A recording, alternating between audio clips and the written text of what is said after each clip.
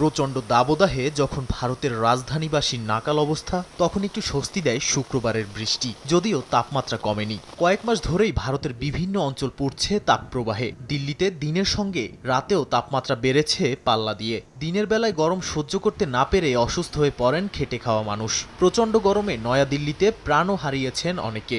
শুধু মানুষ নয়, হিটস্ট্রোকে আক্রান্ত হচ্ছে প্রাণীকুলো। উত্তরপ্রদেশের কানপুরে হিটস্ট্রোক করে মাটিতে লুটিয়ে পড়ে বহু বাদুড়। বন্যপ্রাণী বিশেষজ্ঞরা বলছেন, প্রচণ্ড গরমে বাদুড়ের শরীরে পানি শূন্যতা হয় বলেই এসব প্রাণী হিটস্ট্রোক করে। এদিকে গরম নিয়ে কোনো আশার বাণী দিতে পারেনি ভারতের আবহাওয়া বিভাগ।